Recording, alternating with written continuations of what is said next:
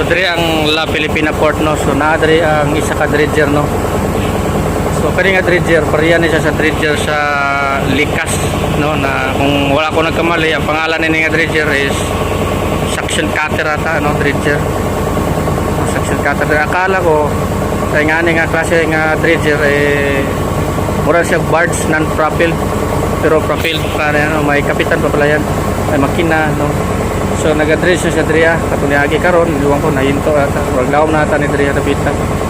So mo ni siya diri no, diri na siya siya may nagakalot ni diriya ni suction cutter no, dredger kung wala ko magkamali nga klase nga dredger ni ngani nani siya sa San Miguel no, sa Likas. Kung apply ka sa Likas lagi siya nag-hiring ngani kadako amin ako bunsa ni siya nga klase nga dredger. Nakita ko na siya sa YouTube no, unsa ni siya pag operate no. So tuyok rin na siya kung ko kaklaro no.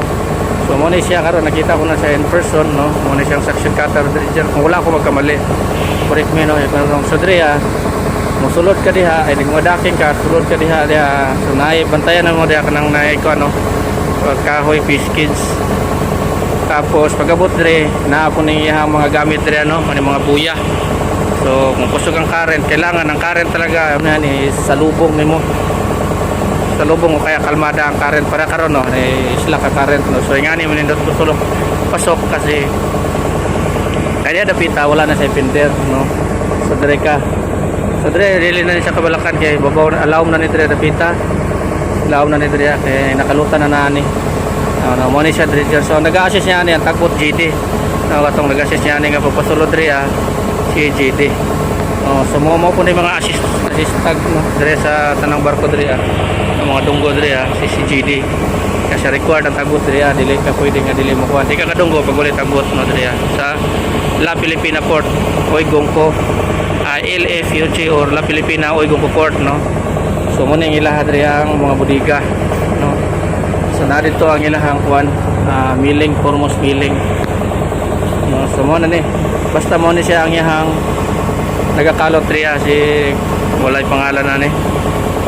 So mo ni nga makita ninyo na mura siya mo siya magtuyok mo siya magtuyok yung suyop niya na itubo sa ubos tiyata na paingon ng suyop niya ilabay mo asa na siya mag-collection asa ka na siya mag-collect no ang yung mga yuta nga nakuha. So nasa tubo ang purpose ni mga kahoy ani tubo siguro nagtindog is para muhunong siguro siya kadagan siya ang mga no. So sila rin hibalo kung unsay sa pag-operate ning klase nga dredger no. So tanawon nimo siya gamay ra siya unlike katong ubang dredger nga mga barge o mga B-type no na magkalot gamit ang clamshell. So karon mga high-tech na karon no, iba-iba na ang design sa mga dredger. So kani siya mo nindot pud siya nga type sa dredger kay self-propelled no. Mo ni siya magkalot riya. So karon po kakita niya ni. So isulod niya siya itong mga duha adlaw nata no. Dira na siya no. Sa lipod na siya diya. So ang current diya ang kusog ang current diya during gikan diri sa mga sertifikados pag low tide no, pag high tide medyo hinay na dito sa lipod na.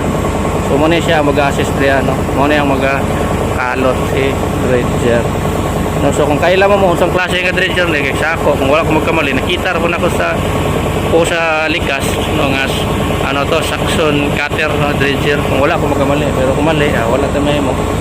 So mo ni siya no, mo ni nagakalot dira sa La Filipina Port sa Oigongco company. So advice sa mga crew, advice sa mga kapitan no na gusto mo sulod riya no.